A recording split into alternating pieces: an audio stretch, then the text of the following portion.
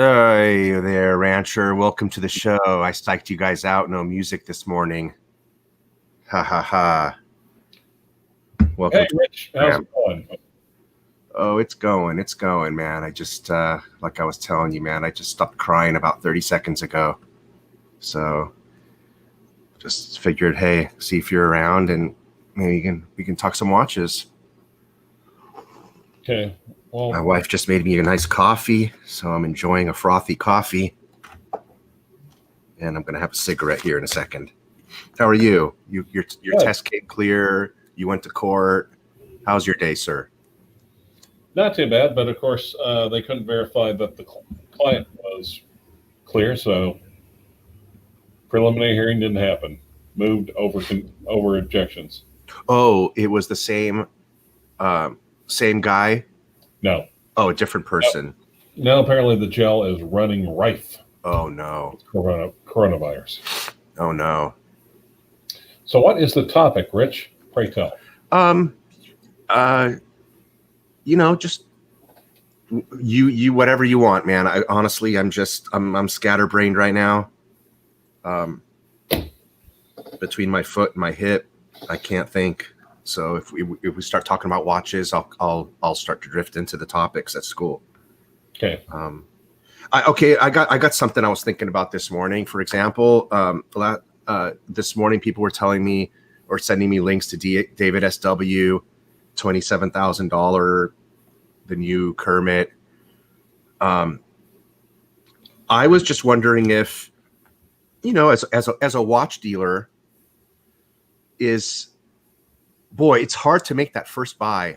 If like that first Kermit he bought to decide to put up at that price, that must have been how hard or difficult decision, or how does that decision work out, Or the thing is though, number one, does he really have it? Did he really get one? Of course, he is well known, but what people will do sometimes they'll just throw up an ad when they don't really have the watch.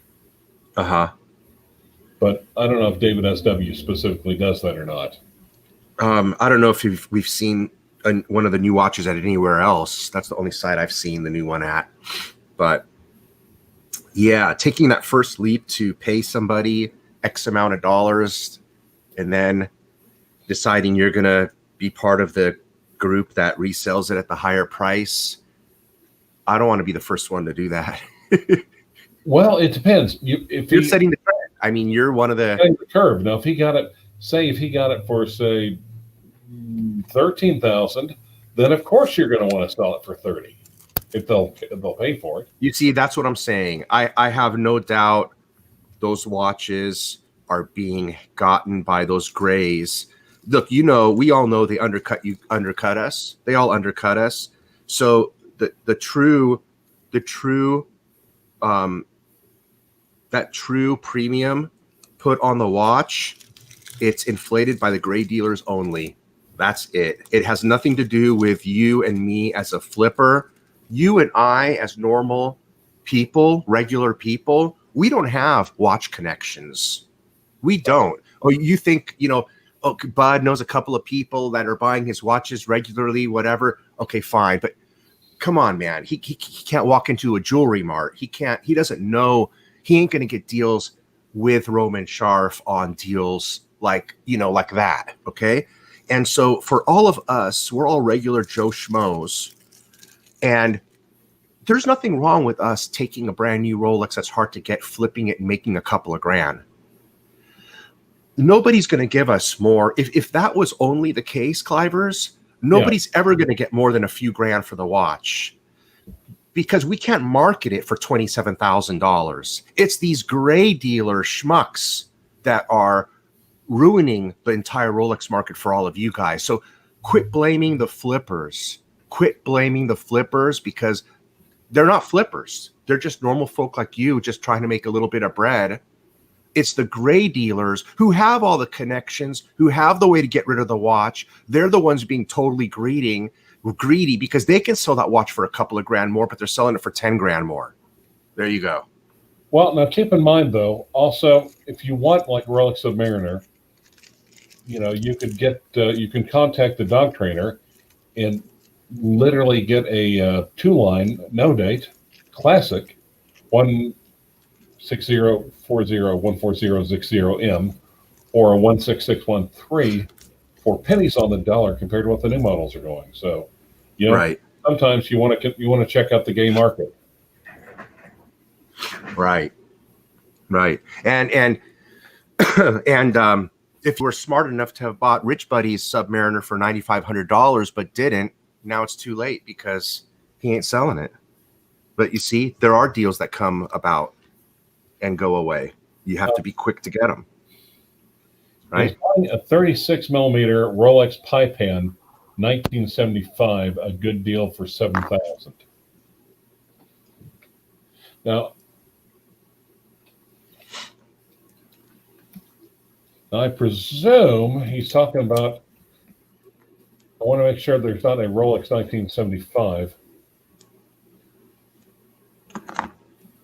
I don't think there is a 1975 reference. So I presume he's talking about like a Datejust. That's a Pie-Pan dial from 1975.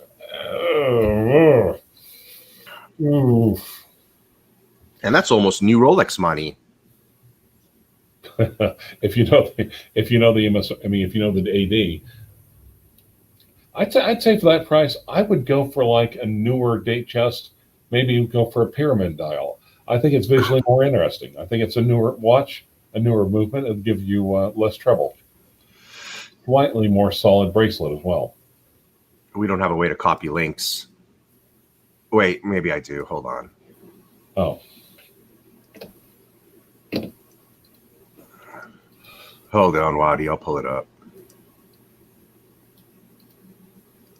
I'll pull it up on my secondary screen as well. Or another tab.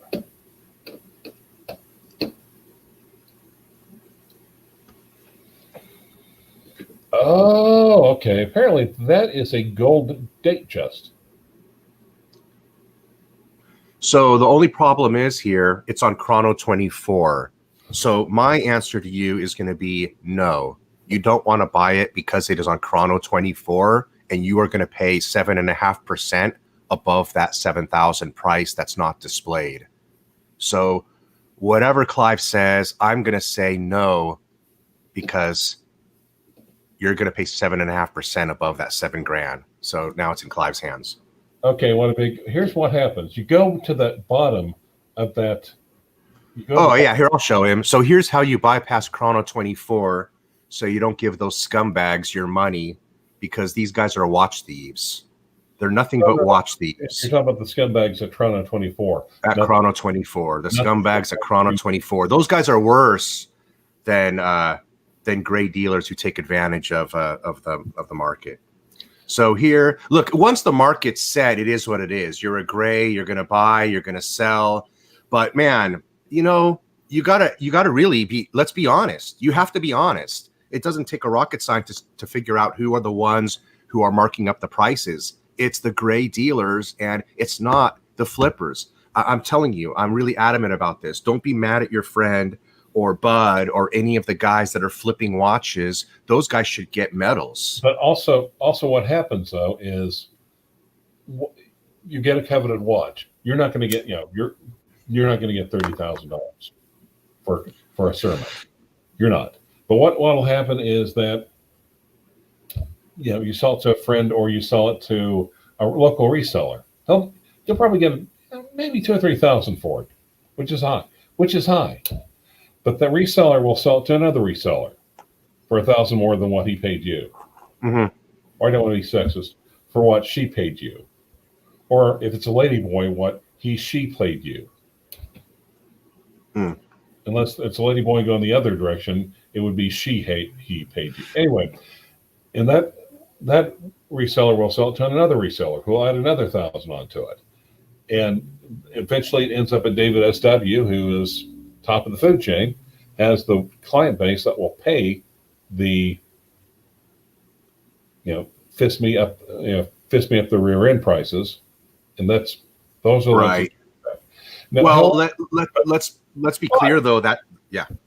But there's one other thing, though. If any of those people are doofus, if they're dipshit, if they post enough details on that watch for Rolex, SA, and I'm not talking about your Mexican friend named named Rolex. Hey, Rolex, SA, what's up, dude? No. Rolex North America or whatever, or Rolex Switzerland. If they are able to find that watch during all the times when the dealers are passing the information back and forth and linking back to you, you're out of the tribe. And your dealer and the AD is going to take one up the poop chute. Yeah, and that's going to happen because now they're using blockchain technology on the... Even if they weren't using blockchain technology. Yeah, they were catching people before. Now they're just even tightening it up even more. Yep. Right? Yeah. Exactly. Yeah. Yeah, there you go. Get with the seller and ask to take the deal offline.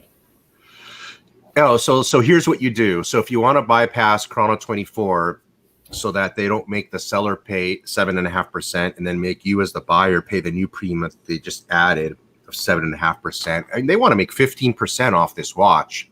Okay. Here's what you do. You click on whoa. This tab here. Here's what you don't do under any circumstance. Click on this here, and now there is who you call. Now, let me explain something what you don't do on any circumstance. What you do is you call up Watch Deals with this at this phone number, or you go there and you do not mention Chrono24 at all. You don't mention Chrono24.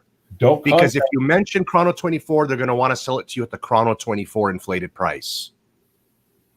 And what happens if there's any contact? If you try to contact the dealer through Chrono24, Chrono24 will come along to the dealer and say, where's our money?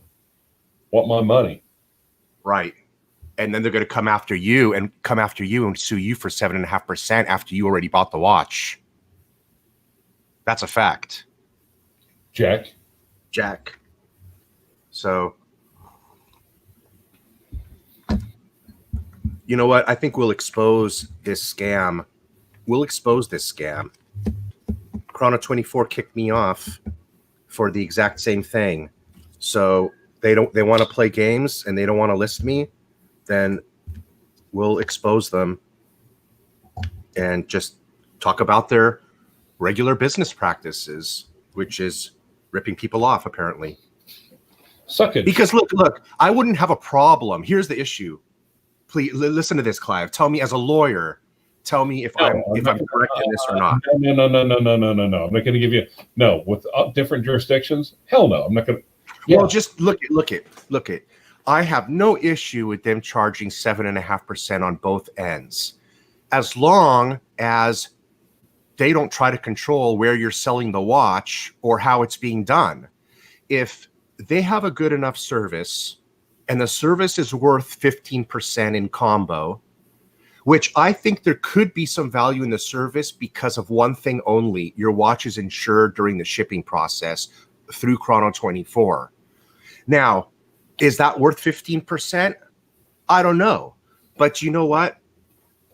If they let the market be free and let buyers and sellers choose who they're going to look, I should be able to list my watch in 30 different places. If it sells on Chrono24, then they get their commission from it. If it sells on Juno24, then Juno24 gets their commission on it. Whoever the platform sells through, if it doesn't sell through any of the platforms, they don't get their commission on it. They're trying to monopolize your sale, and they don't want you to list it. It says in the details, you're not allowed to list your watch with anywhere else except with us. Fuck you. You know, I'm trying to sell my watch. So it's not right. It's not ethical, and it's not business appropriate. It's anti-competitive. And look, they did get they pissed everybody off one time already. They made this hidden. The information here where it shows the watch dealer's name, address, and phone number. And they try to hide that to avoid people doing what I'm showing you now. And it didn't work out very nice for you, did it, Chrono24? So now you had to show the information again, didn't you? No, I've actually heard that Jenny L. You know Jenny L. Uh-huh. Has a connection, maybe a indirect connection, like her husband or something, or boyfriend works for Chrono24, is involved with Chrono24. Hmm. So is he one of them schmucks then? Is that what you're trying to tell me? Well, what I'm trying to say is maybe if enough people buy off Chrono24, Jen will get that boob job she does so desperately needs. Yeah. I don't know. I don't know. Yeah. So anyway, that's how you're gonna check out. And look, here's something you should know, Waddy. Watch Recon. Yeah, but they were planning on paying 7.5% on top of this price. So you should call and try to get a 10% discount automatically off this price. Look, there's definitely room to go down from that Chrono24 price, because that Chrono24 price is his starting price. Hey, yeah, hi. I'm looking for like a 36 millimeter Rolex, maybe a gold one with a pipe hand dial. Do you have anything like that? Even if they don't have it on their website, still call and ask for it. Still call and ask for it. Do not in any circumstances say I saw you on Chrono24. Yeah, do not say that. And now you're gonna have a bird in the bag, because you know what the price they're asking over there, and he doesn't know you know that. Now let's see what price he tells you, Waddy. And now you know you should be able to get it for 20% below that Chrono24 price. I mean, 15% at least. 10% at the minimum. If you don't get 10% off that price, then that guy's being double greedy. He's trying to collect on the watch and a Chrono24 fee that he wasn't even going to pay. You know? So, yeah, so then it becomes a matter of principle now. So now, who says this channel doesn't have any value? That was easily a $25, $35, $45 super chat. So you were metaphorically asking. Okay. Yes, metaphorically. All right. Is that the right way to say that? Anyway, by the way, metaphysically, did any of you guys get to read the plaque there on the 9/11 thing that I had up there before we started the show? It's a great little synopsis of what happened, and that's at the Ronald Reagan Museum. Ronald Reagan Museum in Yorba Linda, here in California. I took my kids there to go visit the Yorba Linda. Oh man, listen to this, Blueshirt. This is funnier than heck. Okay, you know. Jenny L's husband runs WatchVice. WatchVice. Okay. I don't know either one of them, and I don't. It's fine. I don't care. Hey, but check this out, Blueshirt. Yes, sir. My kid's very culturally diverse. Loves to learn about cultures, all this stuff. Mm-hmm. He even had this funky hat. I'm gonna have to show you guys a picture of this at some point. So he's wearing this real funky. I don't know what country this hat's from. We went to this Ronald Reagan Museum, and there's a little section of the museum about the Berlin Wall coming down and how Ronald Reagan was responsible. Mm-hmm. And they actually have a piece of the Berlin Wall there, like a big section of it. Oh, cool. And there's a hole in the wall. There's a hole in the wall enough for a little kid to crawl in. And I shit you not, man. It was the funniest thing. There's no indication of what this is. It's just a hole in the freaking wall. But they know the kids are going to crawl in it. Mm-hmm. And you don't know as a parent what's going to happen. You didn't even know. It's just a hole in the wall. I see my kid crawl in there. And as soon as he crosses into the hole, German dogs start barking. And a German guard in German starts saying, "Go to you know, he starts screaming in German like a guard yelling at, like, you know. And my kid came out freaking I mean, he was terrified, man. And I got the whole thing on video, and none of us knew what was going to happen. Wow. I mean, it's amazing. And it's so fun. Oh, my God. I'm going to have to play you guys that video. Yeah. Wow. If you've been to the Ronald Reagan Museum, you got to go. What a life lesson that is. Wow. Wait, I got something for you. Wait, miss. Hold on.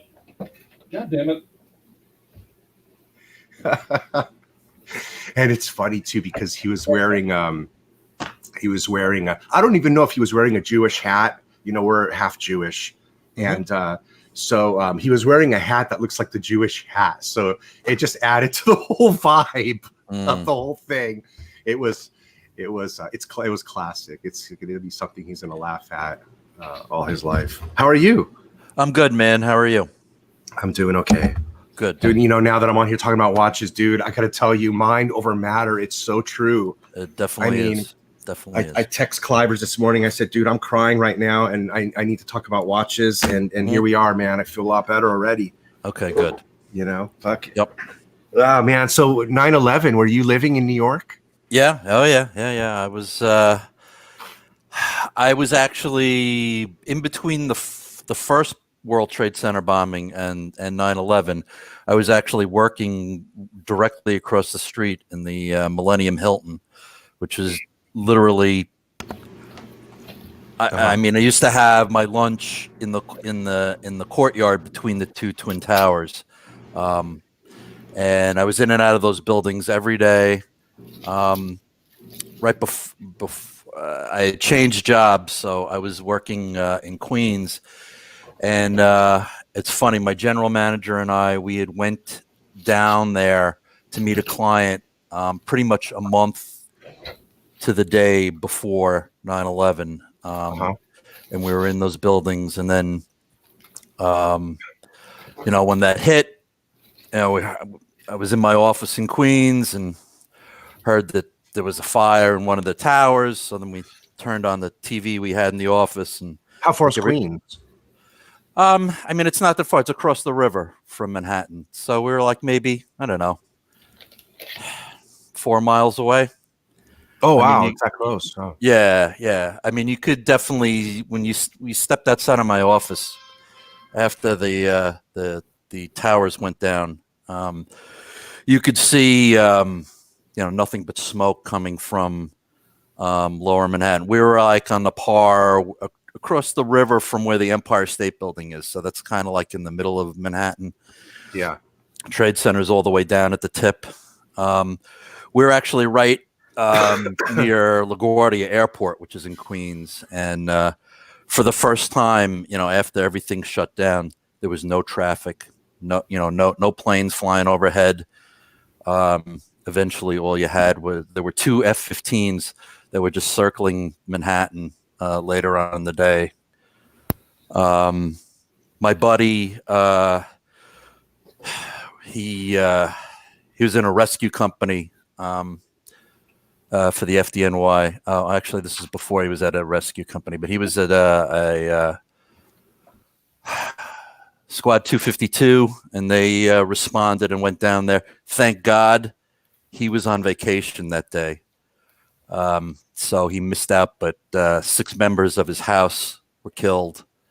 I went to all 6 of those guys' funerals. It was brutal, man. Nothing moved. Everybody was walking home from Manhattan. All the roads were shut down. The trains were shut down. Everything was shut down. Just the city literally stopped. And it's a day I'll never, ever forget. I bet you that this whole quarantine thing brings eerie memories of that. Yeah, there's some similarities for sure. Like I said, my first thought was of my buddy. And then my best friend called me, and he said that he happened to be on vacation that day. So, but he went down there anyway after the towers came down, and he was down there for like 2 months going through the rubble, trying to find survivors. All they found were bits and pieces of people, and he developed a form of lung cancer from it. He's retired from the FDNY. He's in remission now, thank God. Yeah. But it was something you'll never forget. As momentous as something as Pearl Harbor, this was equally as momentous, especially for people in the tri-state area. There were lots of people in the suburbs. There were cars in train station parking lots that the people never came home from their day at work. You go down to Long Beach here on Long Island, and there's benches that are memorial benches along the boardwalk, and they have the name of people that, again, went to work that morning and then never came home. So it's a somber day here. Wow. Especially for us who lived through it. Well, let me make you guys laugh. You guys want to laugh? Sure, I could use a laugh. Okay, this is going to be the laughest. This is going to be the biggest laugh I'm going to give you guys probably for the next month. Okay, a picture of my son terrified at the Berlin Wall in his little Jewish cap. Okay. Oh my God.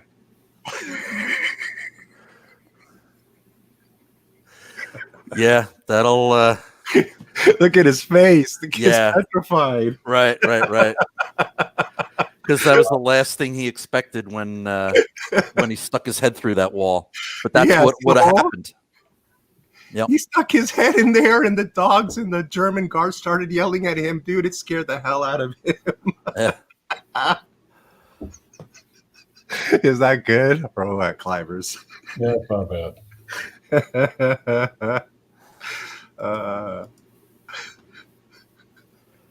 He got traumatized at the Ronald Reagan Library. Oh man.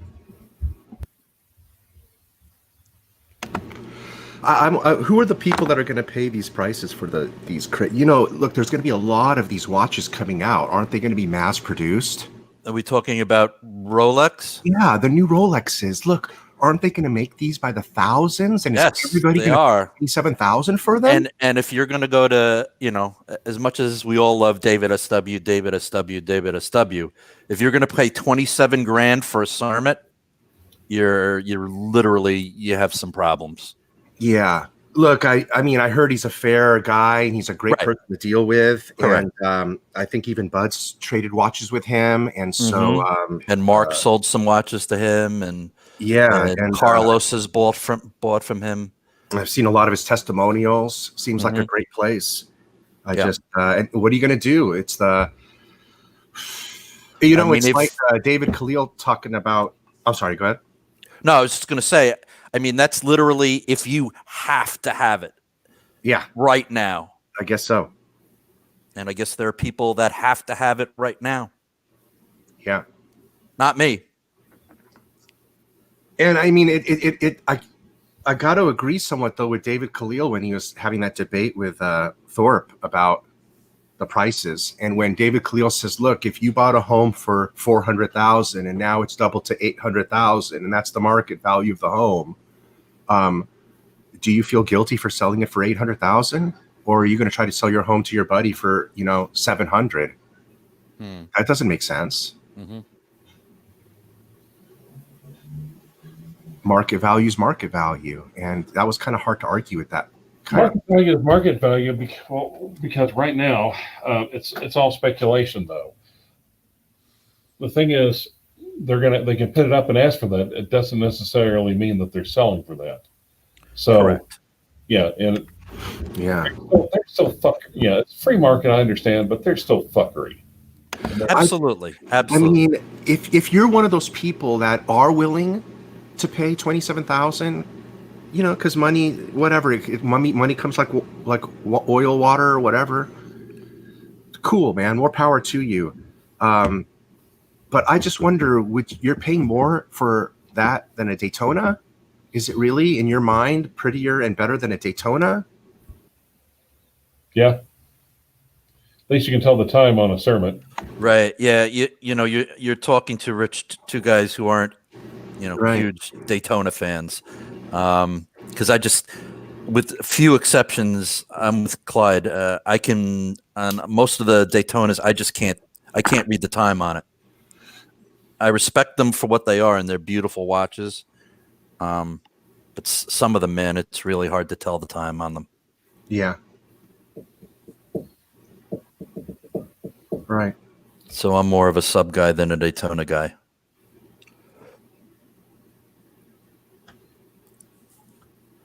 Yeah,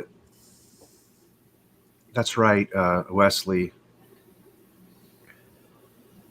Paul Thorpe was approaching it from a practical standpoint, not from the real world. Was approaching it from someone whose channel is being financed by watch resellers.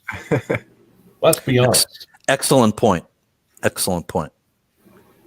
I like his channel, though. Yeah. I do like his channel, but you have to realize, it's just like Deep Throat said, follow the money. Yeah. I know. He gets mad because he has only 20,000 viewers, man. Come on, man. I've only got like 1,000. Yeah, only 20,000. That's such nonsense. Geezer's got a good point. He said discernment will fall once there are more in the market. And that's absolutely true. I wonder if he meets with Deep Fist.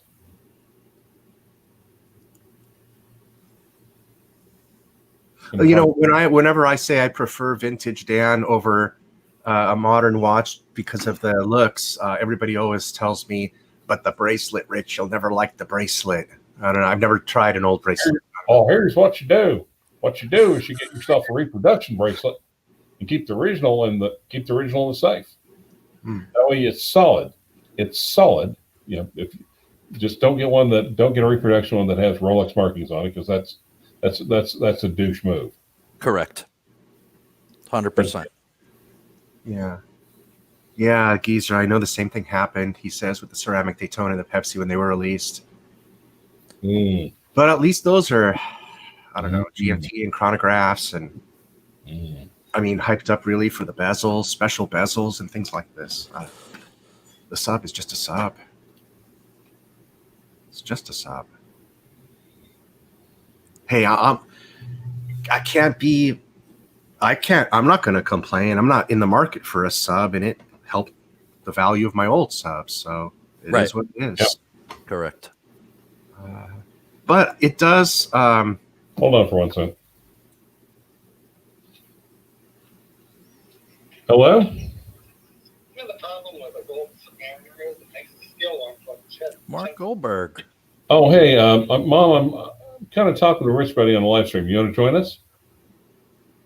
Well, I don't know how to do that. I'm on the way to FedEx to drop off a Batman. You're on the way to FedEx to drop off a Batman. Oh, no. Oh, that's just blowing their minds. They're just like, oh, my God, I can't believe you started Batman. Yeah, well, I'm getting stuff that's better. Getting stuff that's better. Better stuff. Oh, man. Hashtag, Batman. guys, hashtag gay market dealers. Go ahead. You're on speaker. Blueshirt, at least Mark isn't a snowflake. Nice to hear you. Correct. Yeah, I made a lot of money on that bat. I love Mark. Yes. Yeah, his career. Made a lot of money on it. Okay, let me call you back. How'd the dental visit work out? Well, the whole side of my face is on Clyve, just the way I like it. Oh, nice. Oh, wait. Oh, sorry. Not you, wait. Sorry. I mean, normally we just got that float plug. That's what you're waiting on. Yeah. Oh, boy, you want to talk about great timing? Guess what came in the mail just now? Your dental dance. Dog books. There you go. There you go. The art of training your dog. And let dogs be How do I make dogs. that bigger? Just now while you're on the phone. Can you want to put those up there? We'll promote those for Mark. You want to put his books back up on the screen? I love Mark. Oh, this is good. Can I read the notation? Okay, I read the first. No, but go ahead. Okay. For my son, Clyde Anderson, may this book give you better patience and understanding of domestic animals. Your partner in crime, Mark Goldberg.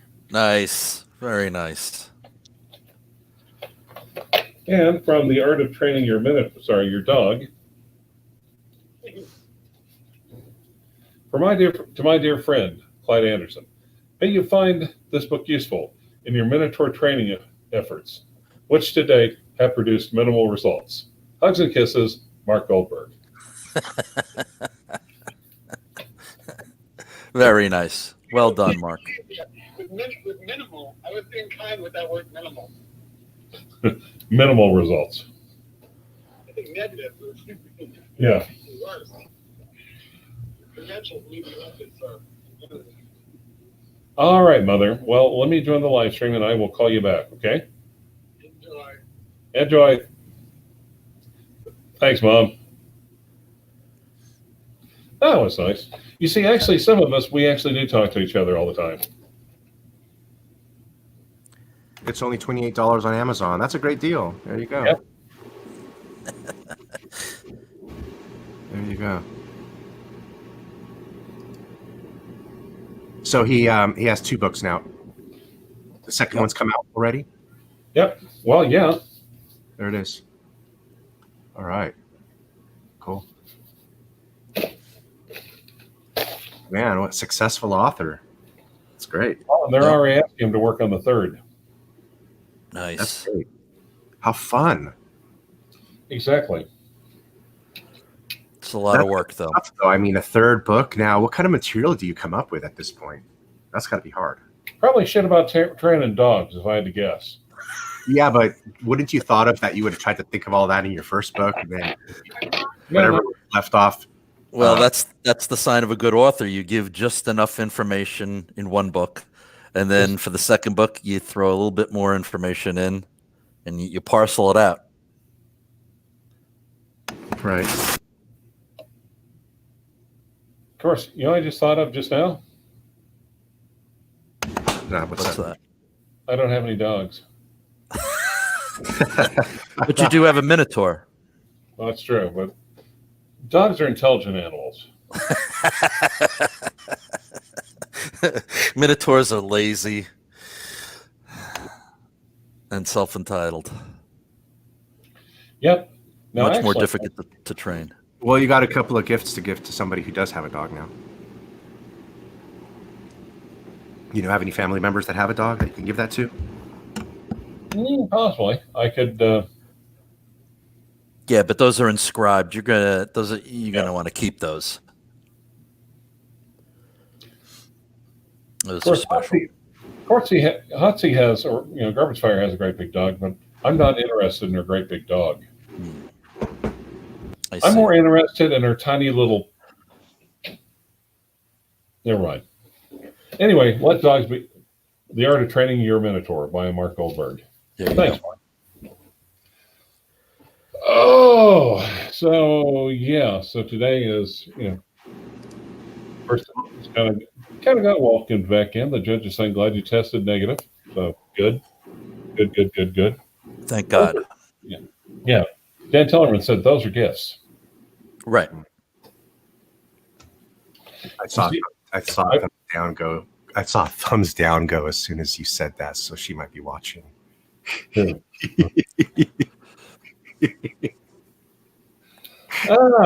could have given the hot. Yeah, I was hot because she says, "You hate my dog. You hate my dog." It's like, no. I actually think you have a great dog. I just kind of think you're kind of a shitty dog owner, quite frankly. So I think, dog's quite intelligent, actually. Hey, what do you think of that Pan Dial 1975? A watch like that? It's you nice. have, don't you? I what? Do you have one of those or a few of those? Jess? Honestly, no idea. Honestly, I'd rather get a 6-digit pyramid dial. Actually, I think modern, more serviceable, more durable, and I just I like the pyramid dial more than the pipe hand dial. Uh-huh. To me, pipe hand is kind of like it's almost like Rolex crowding on Omega's thing. Right. I agree, Clyde, because you think pipe hand, immediately you think Omega. You think of Connie, or you think of Speedmaster.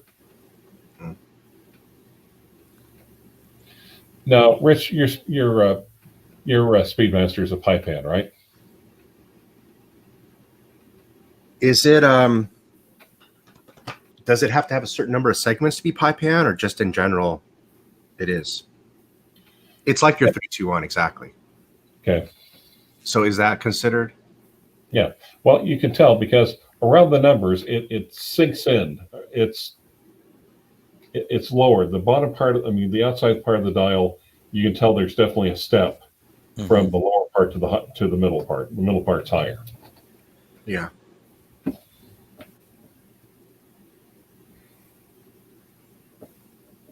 It just does not. I don't know if it's as evident as, those ones that you see that are newly released, where it really accentuates the pie pan, right? Right. Oh yeah. See, I step down. Omega calls them step down dials, so I know for sure. Yeah, mine is that step down dial. Nice. Is that the same thing as the pie pan? Yeah. Okay. Pretty much. Got it. But then again, everyone else, Omega may call it step down. Everyone else calls it pie pan. Right. Yeah, the more as time goes on, the less inclined I am to sell that watch because I'm just settling into my collection as it is. Mm-hmm. So, but hey, whatever happens, happens. I think when I get that call for the Audemars Piguet, I'm probably going to feel a little bit of the heat financially once I pay for that. Yeah. So I'm going to feel a little bit more pressure to cover half that expense with the sale of the Omega. Right. I can see that happening. See, you're waiting on a jumbo, right? No, not a jumbo. Oh, I wish. Which But, one are you? Which one are you just waiting on? Basic Royal Oak, the new 41 millimeter. Okay, 15500. There you go. Okay. For a second, I thought I was on another channel. Why? So you're waiting for a jumbo. Oh. Yeah, I think those are much, much harder to get, and they're also. They're definitely worth the extra. The jumbo. Yeah, so the jumbo is harder to get. But for the price, the premium difference, it's all worth it. But I'm not asking too much. I just wanted a Royal Oak, So I'm going to be thankful just to get a Royal Oak. Yep. Doesn't matter what color it is. Whatever it's born, it will be. I'll be really lucky if it's a blue one because, if it's a blue one, not caring about the premium, but the blue dial just, it's a whole different watch, I think, than all the other dials. And it would become more of one of the hotter pieces in my collection, where I think if it was the other color dials, it'll just be a cool AP. That's kind of what I feel. I think the blue is that much better. I agree. I love the blue out of all the dial colors. Right. Well, okie dokie then. Anyway, yeah, the GMT, I returned it, got all my money back. I got my Submariner back, didn't have to sell it. The watch was a Franken watch. It had a blue service dial on it, on a Born Black GMT. So I returned it. It took a while for all of that to close out and for me to get my money back, my watch back. Everybody took their sweet time, but it all happened. Cool. Yeah. Anywho.